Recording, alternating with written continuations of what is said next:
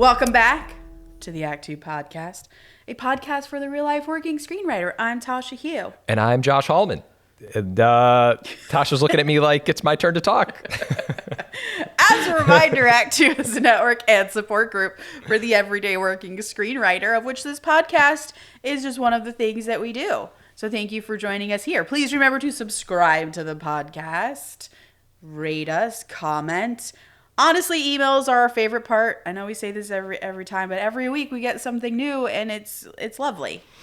Yeah, they're great. Josh is constantly like texting me new emails that we get, and it's always really interesting and insightful and hopeful and all of the things that keep us going. I'm making a conscious effort to check the emails more often because sometimes, you try not to procrastinate throughout the day. You put your phone aside, you're writing, but now I'm like, you're just refreshing every couple minutes. Yeah.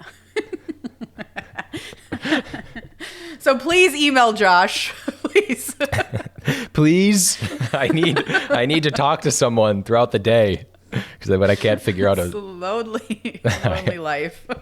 And then the email comes in, I'm like, oh, that's a nice one, and then I screen grab it and I send it to Tasha. Oh, they're not criticizing. All right, cool. Oh, they don't hate us yet. So far, so good. Anyway, big day today. I think it's a big day. I don't know if we say that every day, but every day is a big day. Yeah, this is the best day. But today we're talking about like our favorite topic, which is our writers group. So this is actually it's kind of crazy because actually it stemmed from an email that we got asking us about our writers group. And we've actually heard this through other writers. People are now forming their groups. Like people have, not because of this podcast, but people have formed writers groups, but we've gotten emails. You don't know that. Maybe. Okay, yeah, sure. And because of the podcast. And we've then gotten specifics about the formation of our writers group and just in general how the operator writers group, because I think to us, it's just normal, but it is kind of foreign if you've never been in one before. Yeah, and I think the way ours started was particular and I think unusual maybe in some ways. So to start one from scratch in a different way than we did, I think might be harder. Mm-hmm. So these questions make a lot of sense because I think whenever you talk to writers who are struggling with a writers group, they maybe are in one and they hate it, or they've been in one and it fell apart.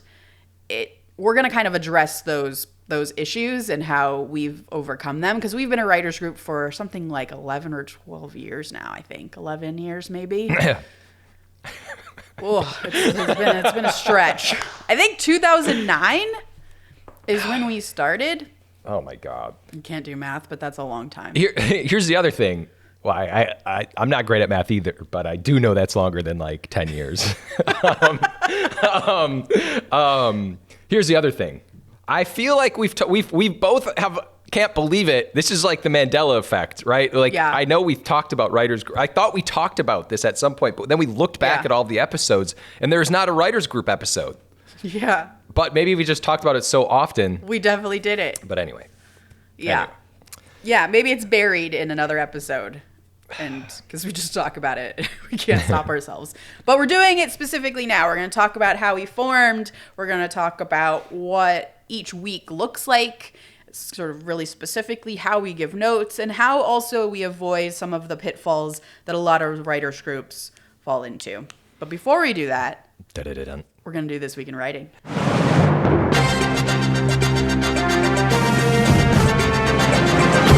This Week in Writing. It's my favorite thing. Me too, because I hear it in my head. I hear Paul's voice in my head.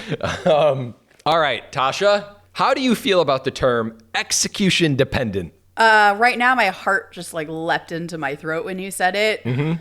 I hate it. Okay. It's stupid. It's something a writer would never say. So just so we're on the same page here, execution dependent is a term that gets used, I feel like probably a little too often. It gets used with writers often where when you present an idea to someone, and maybe that idea isn't the newest idea. It's not like you've just, gave the log line for a new Back to the Future movie. It's something that's familiar, but you're trying to kind of do your own take on it. And then a manager, a producer, an executive will be like, yeah, that's interesting. It's good. I mean, it's execution dependent. And you hear this term a lot, I feel like, when you're a writer. And I'm bringing this up because I had a new idea that I brought up to some people in my life. And someone had said to me, yeah, I mean, it's execution dependent. To which I want to scream, no shit. Everything is execution dependent. Sorry, I just yelled in the microphone. Everything is execution dependent. Right? Yeah. Do we need to get rid of this term? I struggle because I both get it and hate it at the same time. Because let's just say, I don't want to name names here, but a giant action franchise with lots of cars and big fancy action sequences can kind of just be what it is. That's not really execution dependent. I kind of feel like anyone could write those movies that I'm not naming here. and they are what they are.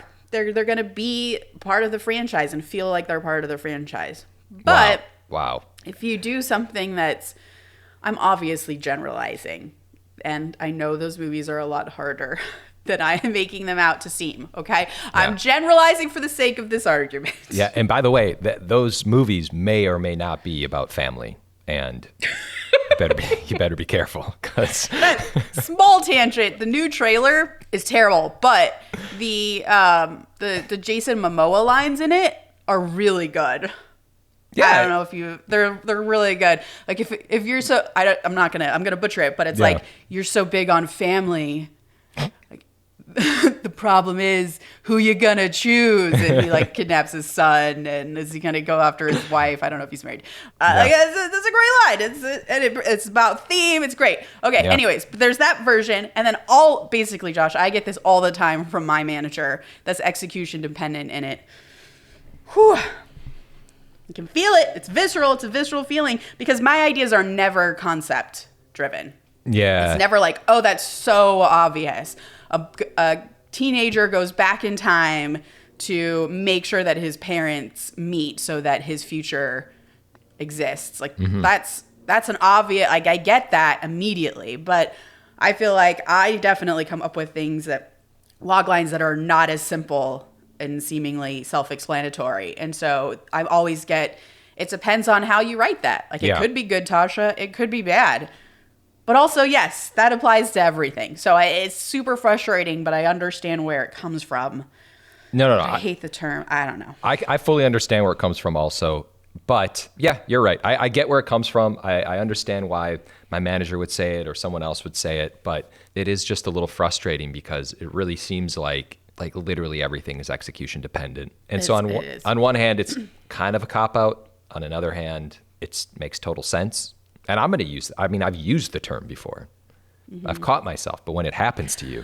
Yeah, I think it's also, I think it is a cop-out, because I've been, as you're talking, I'm thinking about how we would handle this in the writers group on theme. Yeah. And because oftentimes we'll pitch ideas, we have a log line, and that's what we're submitting this week. And I don't think any of us have ever said that's execution dependent, because that is throwing your hands up and saying, I don't know how you're going to do this, but good luck. Yeah. That's kind of what it means to me. So instead, in writers group, we'll poke at it. We'll be like, oh, that's interesting. And like, where did this idea come from for you? What inspired you? How can we figure out what that story is so that it's undeniable? Another term that I kind of hate. Yeah.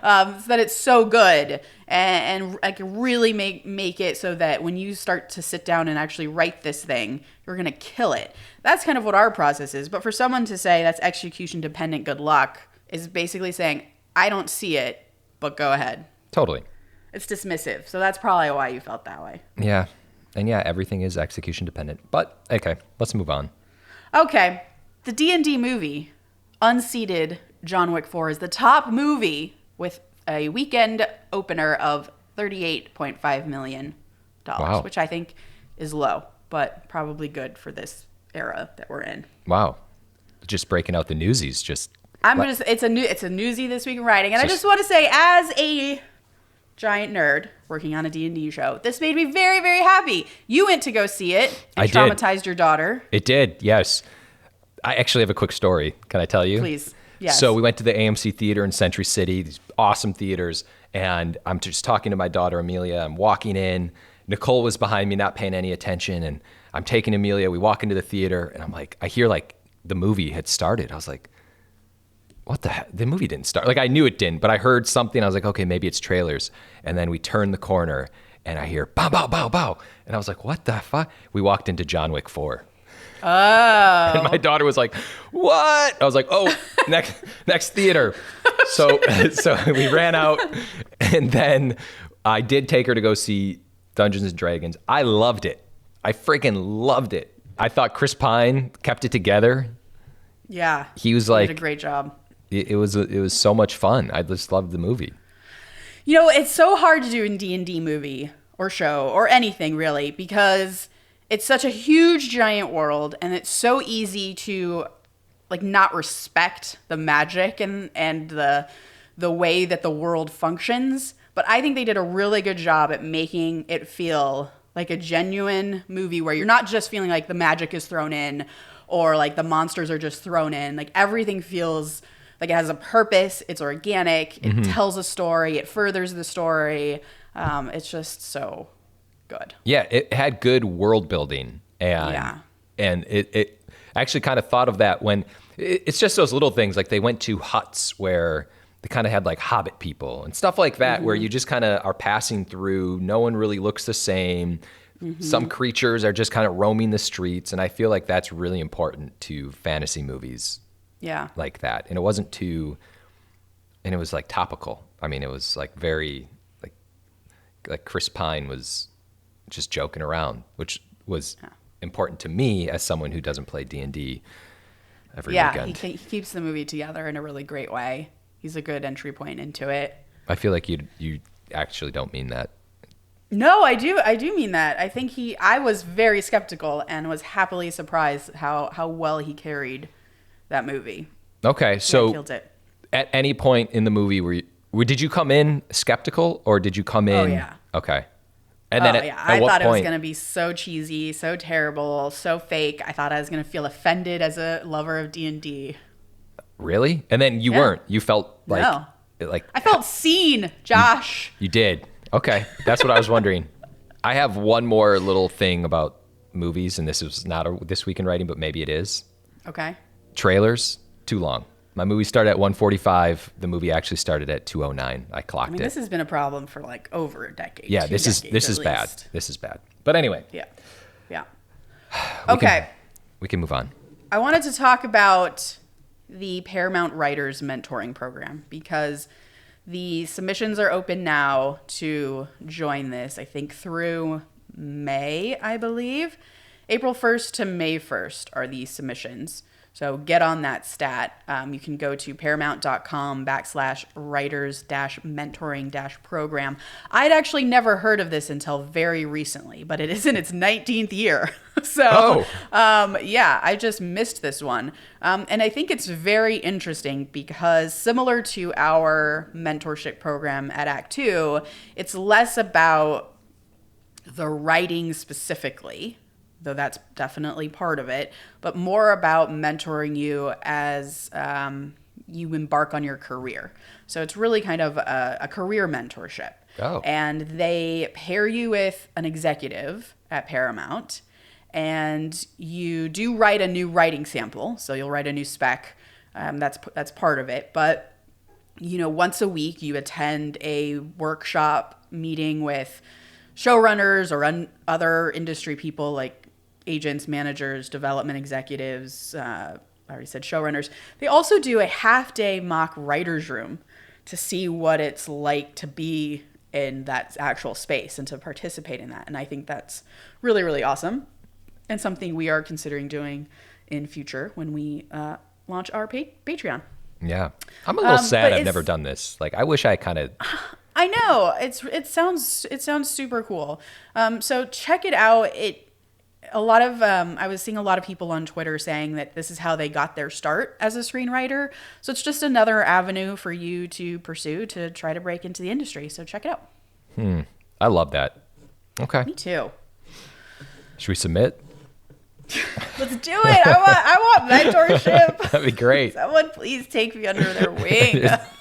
Just tell me what to do. I just have one last thing. Yeah. I don't know if you have anything else, but you're I gonna have one more. Okay, good. You're gonna hate what I'm about to say. Oh God. So I'm working on something with my friend Kai, which we've been working on forever. A script. I already know where this is going. I don't think you do.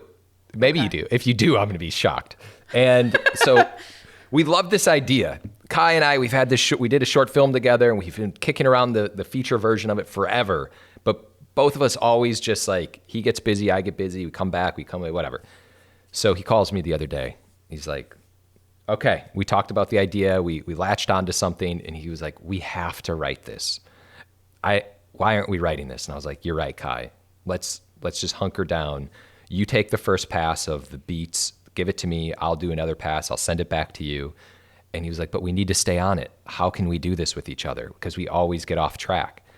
So I was like, Kai, what kind of like individual are you? Like, are you a person who needs like positive reinforcement, or are you kind of like the hurry up and finish this shit type of person? So we talked about that, and we both realized that we're both kind of like the negative reinforcement type people.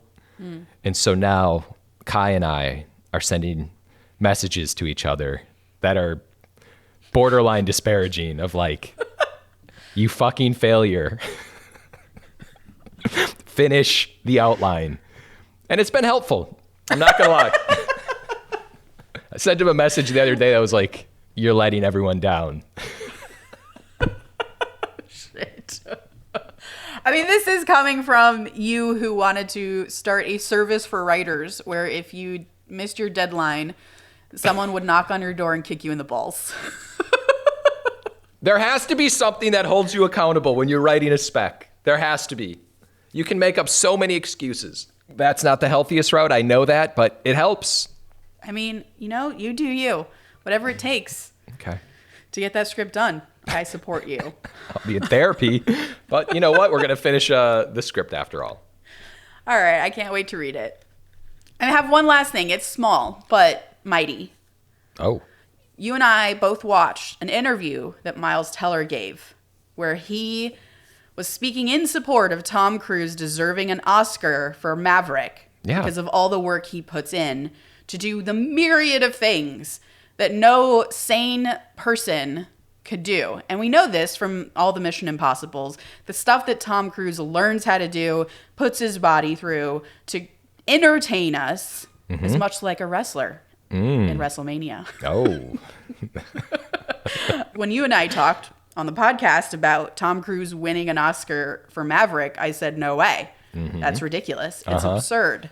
And yet Miles Teller comes in with a very strong argument about how we give Oscars to actors for, all the hard work they put in to lose weight, gain weight for a role, to really become that person, usually in a biopic or something like that, right? Like all the work they put in, this is what the Oscar is for, to honor that hard work.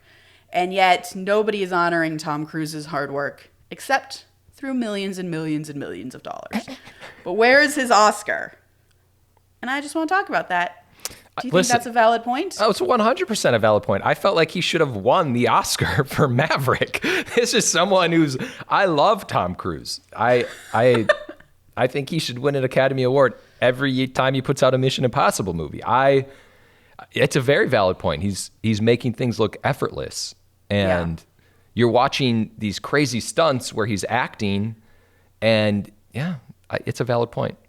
It's an interesting point because I always really thought that Oscars were for a effort into playing a dramatic role, so that like you're like, how do you even like, quantify what that is? You're taken to a different character. Like that actor disappears as a person and becomes this character, but fucking Tom Cruise is Maverick is the thing. That is his personality. He just is Maverick, and then he just flies a plane.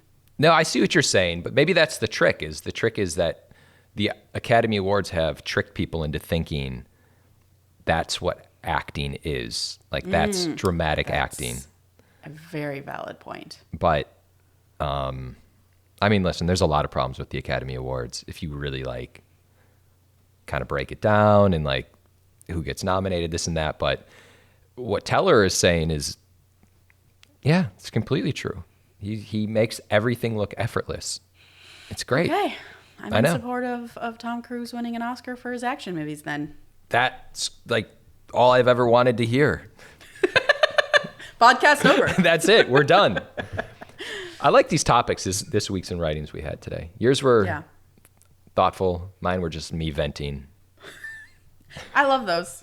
They're equally valid. Much like Tom Cruise. Too many trailers. All right, let's go. All right. Writers group. Here we go. What is it, Joshua? What is it? Well, what is a writers group? A writers group is a collection of writers that get together and we submit our screenplays or treatments or log lines or ideas, and we talk about it. In the group, we all form the idea to make it better, hopefully. That's what it is. The idea is to make your script better. With a group of peers who are kind to you and encouraging and don't want to kick you in the balls. Yeah. Well, sometimes it feels like you got kicked in the balls when you leave. Although sometimes there's a lot. And it's an emotional drain. Yeah, where do we begin? Let's take us back to 2009 and how we met as a writers group.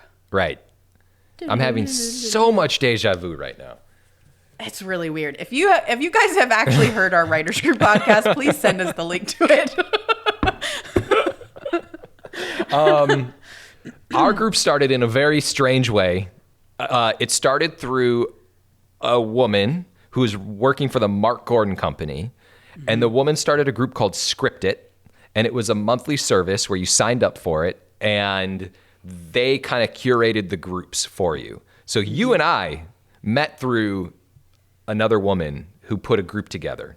Yeah, they were assistants at Mark Gordon. And their whole pitch for Script It, because you had to pay for it. I think it was like $25 a session. And each session was, I think, maybe like 6 months or 4 months. They broke it up that way. So, I mean, it was a good side hustle that they had going. It was great. So they were assistants at Mark Gordon, and they had you pay $25 a session. And you would fill out a questionnaire. And the questionnaire would say things like, what part of town are you in? What kind of genre do you like to work on? How often can you meet? And then they would kind of, how they earned their $25 was they would go through all these questionnaires and pair you together with who they thought was best. And their kind of carrot and the reason why you wanted to pay $25 to do this was not only because you were getting paired with other writers and that's so hard to do on your own, but they said if you finish a screenplay from start to finish within this 4-month session, then we will pass your script along to the development executive at Mark Gordon. Yep. So not only was it writers group, which you've been craving, but it was a foot in the door potentially. Yeah. Now, I never did this. I never got my script to Mark Gordon. Did you ever get a script into Mark Gordon? No, I did not get a script into Mark Gordon. I feel like they lied to us. Yeah. I don't know if I actually finished one in 4 months either, though. I feel like I just maybe had parts of one. Yeah, I don't think so either. I think it does sound familiar, though, that they did read it. Like, I think we knew people in the group that ended up submitting, and Mark Gordon, someone read it, maybe they passed. But yeah, to be honest with you, looking back, I mean, there's probably nothing that stopped them from reading the script and just being like, yeah, everyone in the office read it and we passed on it. So sure. Go with God. But it is a great kind of I'll scratch your back if you scratch mine, because it is sort of a free opportunity. Well, not free. They're making money off of it to get potentially like to find the newest, greatest writer potentially in one of these groups and to look like a hero to one of their bosses. So it was a fantastic idea that I guess never paid off. Maybe they got too busy or something. But basically we realized, why are we paying $25 every 4 months to meet, especially when we were really poor because we were just assistants or just starting out or even interns at the time. And why don't we just we like our group, we'll just meet on our own. So that's what we started to do. And then Josh and I and Dave were the core, right? We three met first. So I have to find out. I know you and I were in a group with another guy, Matt, and then Matt, I thought might have brought in Dave immediately. Yeah. Maybe. Okay. Who's in a bad group. Have to find out. Got to do a fact check. But the point is the three of us have been together for 20 years. Wait, that's 20 years, right? Don't do me like that. for a long time. So yeah, that's how we met. And we would meet at an IHOP on Hauser and Wilshire. It was amazing. Fernando was our waiter. It was great. Fernando, if you're listening, we've been looking for you. We miss you, Fernando. And yeah, that's kind of how it started. And so the reason why I say like me, Dave, and Josh were the core is because we've had a lot of writers kind of come in and out. We tend to keep about a 5-person, 6 max group. 6 feels like it's too much. So people have come in and out that way. And usually they'll come in and out because they sort of don't fit in anymore. And we kind of gently for lack of a better term, I guess, push them out, because part of what we're going to talk about today is that writers group is a very sacred thing. And like Josh said, emotions can run high. This is how our careers move forward, is notes that we get from writers group. Is this project good or bad? Can I show it to producer or can't I? Is it ready to submit or not? And these are really important things that we have to share and talk about. And they can often be extremely personal. And so if you have someone in the group whose personality doesn't work with the rest of the group, then it can really be detrimental. It can make people not want to show up. It can make people check out as soon as that person gives notes, and you can just see the group starting to deteriorate if the personalities just aren't working together. Yeah. And so it is actually really important to curate your writers group in a very particular way, which is why Script It was great. Even though they couldn't really, determine personalities from that questionnaire, they could at least make sure you're lined up in terms of your goals and what you're writing. So that's kind of how we started. That's how we started. Yeah. And then just to go from there, now we've been together now. The core of us now have been years. And then obviously we just had someone join, but we stuck together, which I think is really, really important, because like you were just saying, you earn the trust of each other and you don't feel embarrassed saying things that otherwise are kind of embarrassing questions if you're talking to someone who doesn't really understand. Yeah. And there's also you hear a lot of cases of writers who are very defensive and then aggressive. So aggressive in their notes giving and then defensive in their notes taking. And that can be really detrimental to the group. And we've definitely had people like that as well, where it becomes a fight and like it's no longer enjoyable to go. Again, it makes you feel like you don't want to go. So those people can be kind of really problematic. Also, if you're not writing some of the same things, like I would say we all have very different genres in our writers group, but at the core, we all care about character. We all care about the marketability of a script and structure. Like the things that we care about within a script are all the same. If you have someone who say, I just want this to be marketable and I don't give a shit about character, that's tough too, because then what do we comment on? I guess it's fine. Go sell it then. Good luck with you. So you want people who, I guess, have the similar sort of priorities, I guess, in their writing as well. So I'm saying that only because that's how we've sort of gauged who we let into the group and who we don't let into the group. But before we get into kind of problems and how we overcame them, I guess let's look at how the group looks on a week-to-week basis. Yeah. So we meet every 2 weeks. What I think is important to say is that not everybody submits every 2 weeks. That doesn't happen. Like sometimes people go through stretches of not submitting, and that's because maybe they're in between projects. They're trying to figure something out. They're not ready to submit. Maybe they're working on something that just doesn't align with the group, which happens. You're in a writer's room, whatever. But the point being is, I think it's key to state that not everybody is submitting every 2 weeks.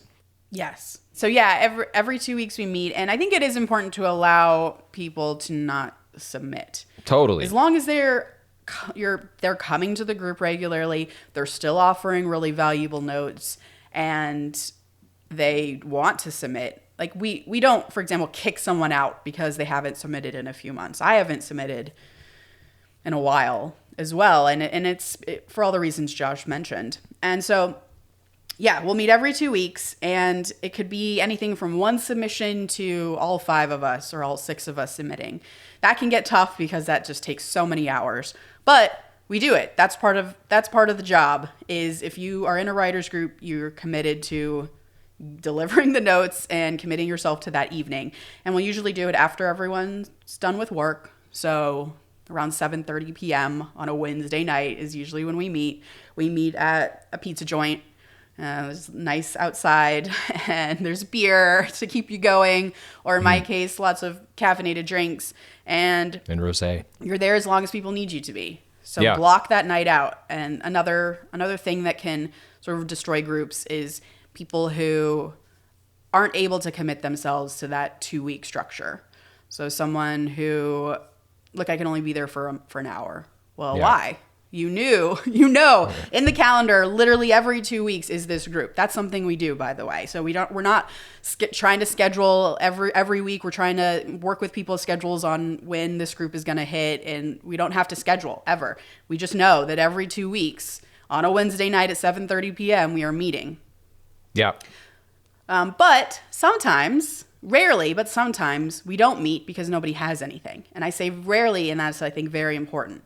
Because if suddenly you're finding that people aren't submitting and you're not meeting a lot, then that's another problem. And I think you need to maybe have a writers group meeting to just get your priorities together and keep yourselves accountable the way that Josh was talking up front in his This Week in Writing. I think that becomes extreme, and that's part of why we love writers group, is because it does keep us accountable, because we know that every 2 weeks I kind of have to submit something to keep us going. Yeah. Right?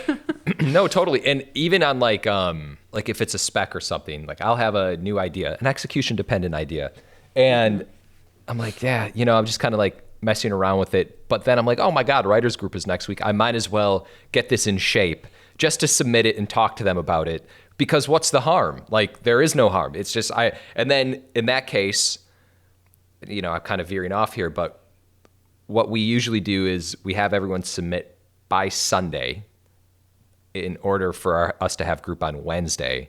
I feel like if it's a feature, sometimes people might do a little earlier.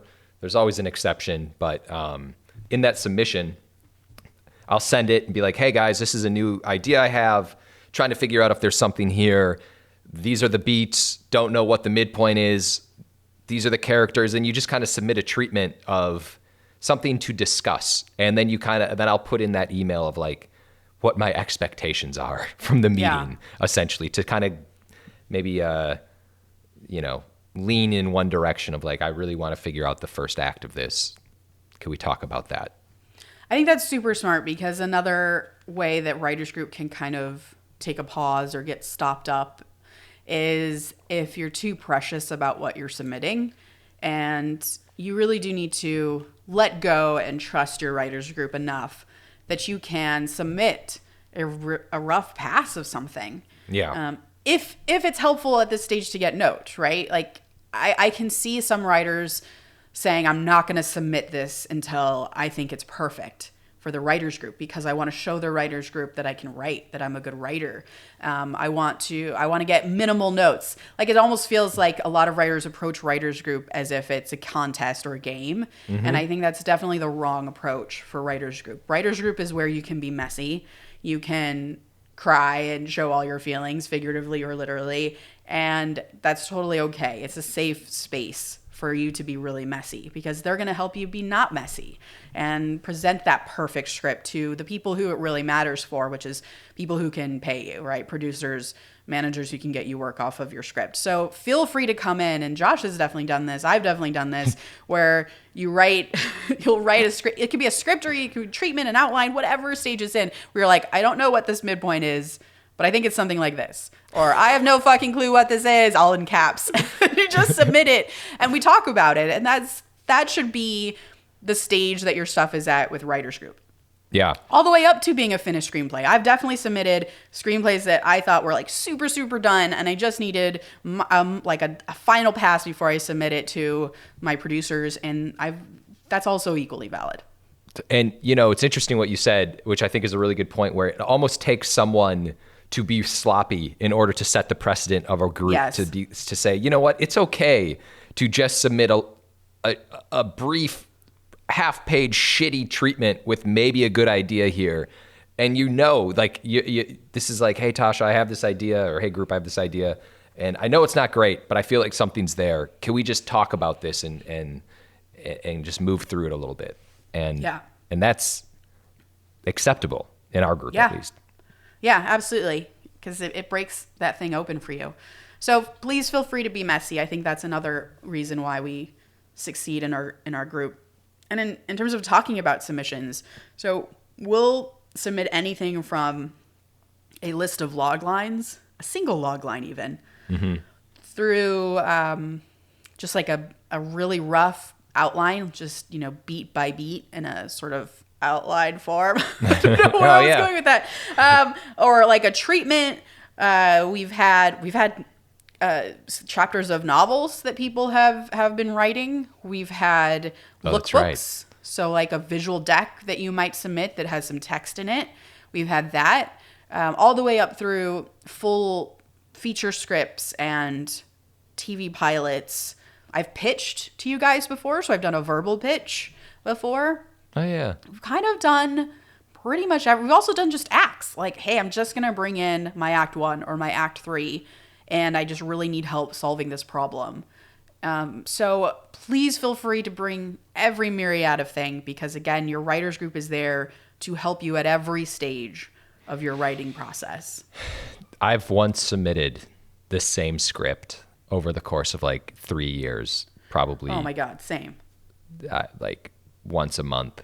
There would always just I'd be like, hey, guys, there's this witch script that I just can't crack. And here's the first act again and again and again. Yeah. And sometimes because I think that, you know, you have to trust your writers group, we submit things that might be deemed as just kind of private. Sometimes I'll just say this. I mean, I do. So if I'm working with the producer on something, or if you're working with someone else, that's kind of like, you know, the unwritten rule is like, don't let other people see this. You submit it. We submit it to the group. I do. And there's a trust factor that no one's going to say anything. Like if there's that, which I think is really important, because if you are fortunate enough to get to a phase where you're doing like studio notes or something, and you want to nail it, you want to have people you can bounce things off of rather than kind of going in without that, if that made sense. Yeah. That's the thing. Writing, particularly features, is so isolating. Specs, it's all so isolating. It's usually just you. And sometimes you have a manager or an agent you can bounce things off of, but that can't replace a writer. And so you really do need to find a group where you feel that kind of safety, right? Where you can bounce things off them. You know, they're not going to betray you by sending the script somewhere else or talking about you behind your back to someone else. And it's out there. So I think, you know, try and find that. Don't think that writers groups, like, this is just how it is. You're always going to have that bad apple, and it's not always a safe place. It should absolutely be a safe place, and it is possible. So I would aim for that. I think, can we just quickly discuss the delivery of notes, how our group works? That's definitely the next on the list. Yes. Oh, was it now? All right, then. I guess we're on the same page. I don't even see the list. Do you want me to go? You were fired up. Go. I was. I was just happy that I didn't need a list to follow along on the list. About our own writers group. Yeah. I got excited. All right. I'm sorry. Yeah. The delivery of notes.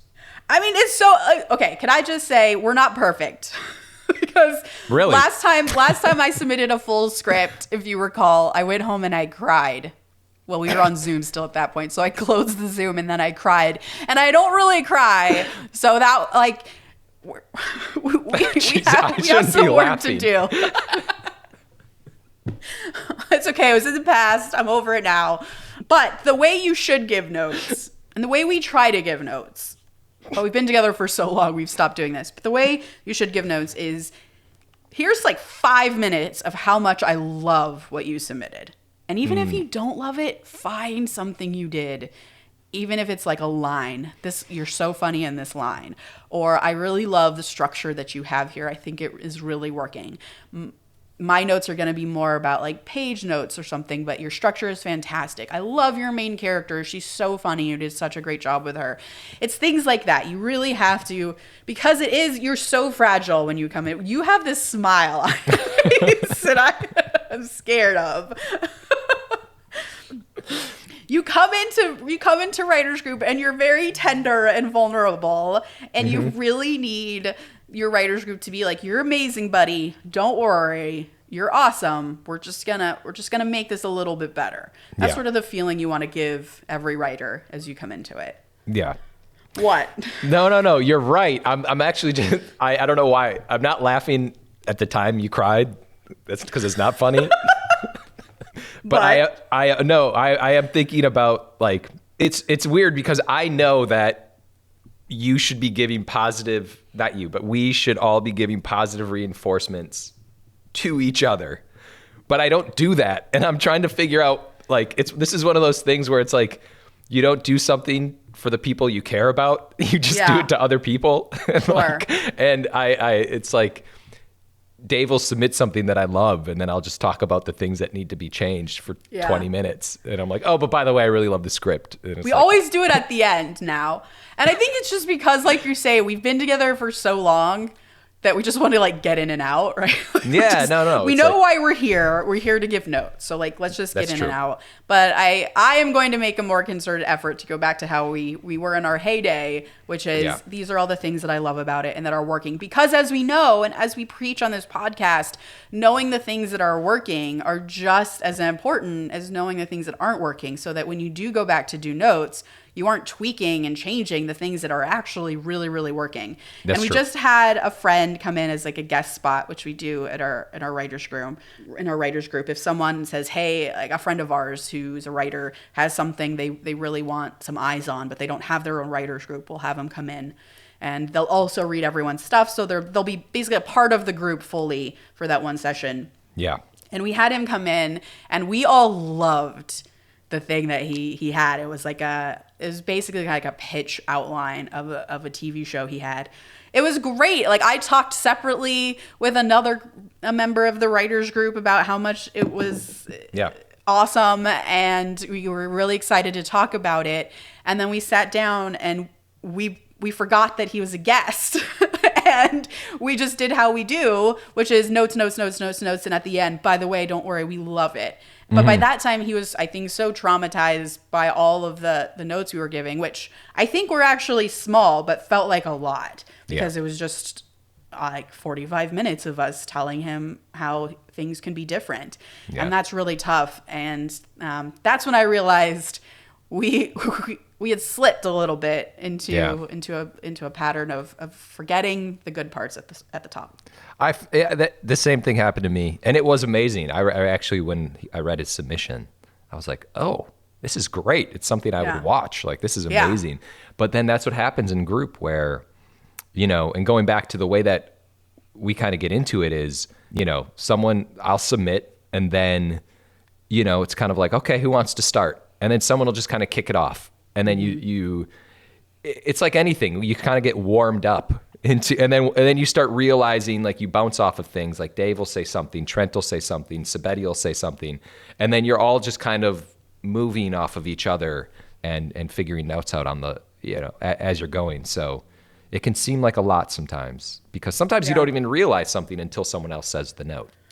Absolutely. That's definitely part of it. And I guess let's talk about how we give notes like that in particular, because Josh and I have both been in a group where the way they did notes was we all sat at a table, the person like to the left of the writer who was submitting gave all of their notes, and then it would move to the next person who gave all of their notes. So by the time it made it to like the last person in the group, pretty much all their notes were gone, and no one was allowed to really speak until it was their turn to give notes, which I think is not the right way of going about it, because as you're saying, Josh, so much about notes, it is this fluid process where, oh, that thing that you just mentioned, actually, I didn't realize I had that problem too, but I was bumping against that. And that actually makes me think that a cool solution to that would be this. But I don't know that until I hear you say something, Josh. And so it should feel like a conversation rather than something that's like so scripted and sort of so formatted. I think that's how the best stuff gets noted, and that is how it works in a writer's room as well, and that's how the best TV shows get going. Is it's not you can't talk and only you can talk right now, it's hey, let's have a general discussion about this problem. So it is how we do it. Is someone will kick it off, and we try to stay within that topic, right? So like if Josh he's kicking it off and he's talking about structure, and the structure just really isn't working in this script, so then we might all chime in and be like, yeah, I kind of had the same problem, so that the writer also knows, okay, it wasn't just Josh.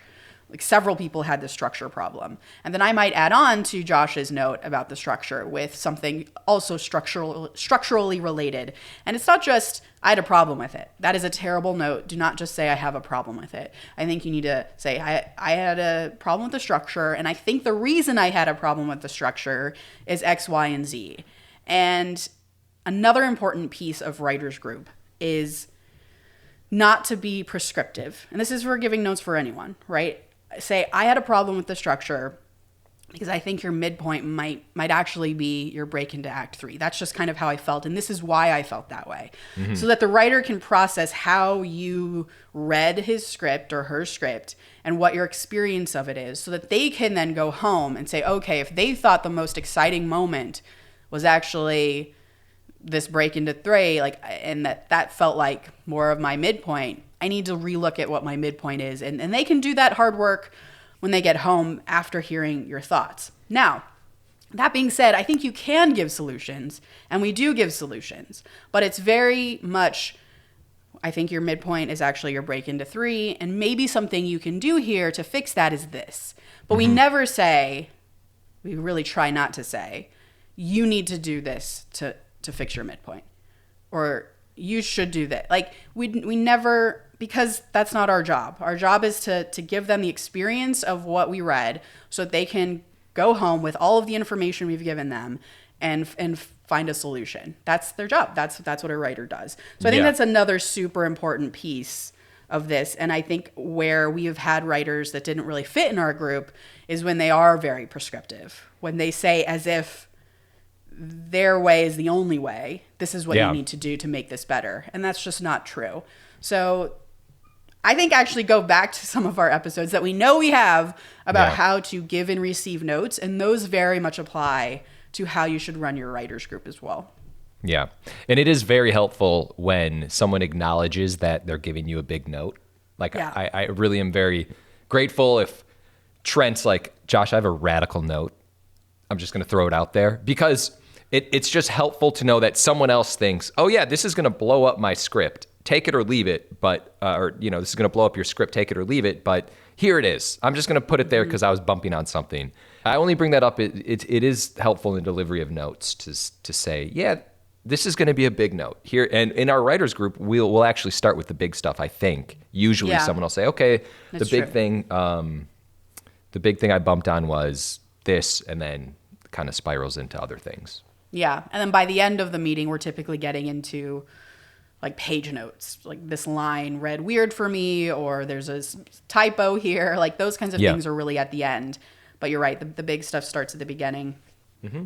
Yeah. I think that's a big part of that's how you give notes is so freaking important, because it makes people feel safe and makes them want to come back and makes them want to try. Yeah. Another thing I think we do really well that's super important is I don't try to make your script into something else.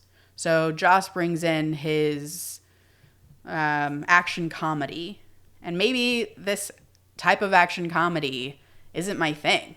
What? And I know that's so not Tasha, but we'll just pretend for a second that it's not my thing. And I think your ending is bonkers, and I have no idea why you want to do that, but you really want to do that. That's how you want to do your ending. So instead of saying, Josh, your ending is bonkers and is wrong, I'm going to start asking you why you want that bonkers ending. Yeah. I'm going to add, like, what about it is really important? And if it is something super important to you, then my job is not to tell you that's not going to work. You need to think of something else. No one is going to buy this script with this ending. It's going to be, how do I make the ending you're passionate about actually work? Because I don't want to turn Josh's script into a script I would want to write. That's not my job as a writers group person. It's, how do I make Josh's script that he wants to write, that he's super passionate about, actually work as a script that can be sent to a producer and optioned or sold, and the script that can make him money. How do I make the Joshian version of that? And I have heard a lot of writers groups that don't work have writers within them who are trying to push their ideology or their version of what makes a good script down to the language, down to, I don't like that you put dashes in here, you need to take them out. It's like, that's not your job. I like dashes. I think they work. I might say, if I don't like your dashes, I might say something like, the dashes in here are really making it feel kind of choppy, but that's just me. Like, if you want to keep the dashes, just to let you know, this is how I feel when you put the dashes in. So that when Josh goes home at the end of the night and is going through his notes from writers group, he can go, yeah, maybe all these dashes are making it choppy. Or fuck Tasha, she doesn't know what she's talking about. Like, I'm going to keep these dashes in. But it's up to Josh, and that's really an important part of what writers group is. Yeah, that was beautiful. I don't even know what else to say about our group. It's the greatest writers group of all time. We are fortunate that we're comfortable with each other, and that just comes with it. So if you're starting a writers group, just know there's some growing pains. You're working through things, but just stick with it because it'll be helpful and it holds you accountable. Yeah.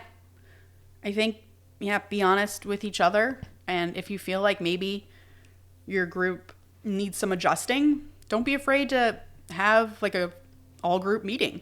Talk about it. The way we say we sit down with our agents if maybe our career isn't going the way we want it to. You sit down and you kind of readjust and listen to everyone. What are your wants for this group? Where does we feel like this group is failing? And how do we get back on track? Mm-hmm. I have one last thing to add. Yeah. I do think there might need to be one person who kind of steers the ship in terms of someone checking in. So let's just say no one has submitted on Sunday. Surprise, surprise, Tasha might reach out to everyone and say, hey, does anyone have a submission? Which is really funny because you're the busiest one, yet you still somehow manage to stay on top of this stuff. And that is helpful, I think, to always, I don't know how it happened with us or in the group or who was doing it before or what, but it is helpful for someone to take the lead, whether it's you or me or Dave or whoever, to just say, hey, who's submitting this week? And then kind of take it from there. That's a really, really good point that we definitely need to bring up, because when we have part of something we do in Act Two is we do help curate writers groups for people. We set people up. I do a whole questionnaire. I check in with people. And one of the things, sort of the main thing people ask when they get started is, how do we lead this thing? Yeah. And a lot of people are like, I don't want to be captain of this. Like, it's such an obligation. I don't want to do that job. And I have two comments on that. One, yes, it's a lot of work. It's tough, and I get that you don't want to put that on your plate. But the second thing is you really do have to be invested in your writers group. It really does have to play a big part in your writing life. It's part of your writing career now. And I think if you look at it that way, it's no longer this terrible obligation I have, but it's something that I wrap into all the other things I have to do in my week, right? It's something maybe I even look forward to doing. And yes, I think I've kind of become the de facto sort of captain of the writers group, checking in to make sure we have submissions, reminding people, hey, we're meeting this Wednesday. Because sometimes we'll like take a Wednesday off because no one submitted. So then, just reminding people that, remember, we're meeting in 2 weeks now. Sometimes we also have impromptu meetings. So like Josh said, someone might not have something that's going to be ready in 2 weeks, but it's ready in 1 week. And they really need notes on it because they have to get it to their producer by that Thursday. And so we'll be like, yep, all hands on deck. Who can make it? Sometimes some people can't make it for the impromptu ones because they have something else scheduled, and that's fine because we understand that it's an impromptu meeting, right? So sometimes, if that's the case, I'm using the word captain, but that's not actually the word we use. We don't have, it's a so very funny. informal thing. Let me just say, there was someone else, I think it was, I don't even remember, like someone left the group. We have this one Google, like, that's one other thing. We have a Google thread, or like a specific email, like title for our group. And so we don't just the Google groups. I'm sorry. So it's not just one. It's not an email going out to everybody. And I think that's actually really helpful that there's a Google groups that we're all in. But yeah, when she left, there was someone before us. And then when she left, it was like, you're just like, send the email. I'm like, sweet, that's handled. I am the captain now. You're like, I've been waiting for this moment. Yes, it's my time to shine. Who's submitting? But by the way, I'm going to push back on that. There was no captain before me. Wasn't there? No. I'm just going to say, I thought Fizza, an old group member, created our group name. Oof. Which is Lights On, don't ask. And I thought she was the one who always did it, and then she bounced out, and then you just kind of took over Lights On. I might take that back. You might be right about that. I think I am right. Pour one out for Fizz. I love you, Fizz. Yeah. She's like, who the fuck is he? Who are these people? Yes. So in other words, yes, you do kind of need a captain to take over. And something that I've recommended for groups, if they're like, I don't want to be a captain, I don't have time for it in my schedule, is like, okay, how about you switch captains every month? Oh. You have a new person so that it doesn't feel like such an obligation. And that person is only responsible for scheduling, which, by the way, should be minimal because you already know every month you meet on a Monday or on a Tuesday or whenever you meet. It's freaking easy. It's just in there already. You're just following up with people, making sure they're on track. Not easy, Yeah. but No, Okay. it's a lot of pieces. This is an hour-long podcast about Writers Group. There are a lot of pieces that need to be kind of in place and running smoothly for a Writers Group to run smoothly. But it is possible. You can do it, and it's so worth it. This is a huge part of what makes us happy writers and not frustrated, scared writers all the time. Yeah, we could talk about this for 3 more hours, but Literally. I think we should probably not. Writers Group Volume 2 next week. So we've never talked about this topic before, so we thought it was important. Yeah. But if you have further questions, or if you have specific questions, let's say you have a writers group right now that you're struggling with or that you want to make work for you better, please email us at ActTwoWriters@gmail.com and ask us how we do it or how other writers groups, because again, I talk to a lot of other writers groups and how they function as well.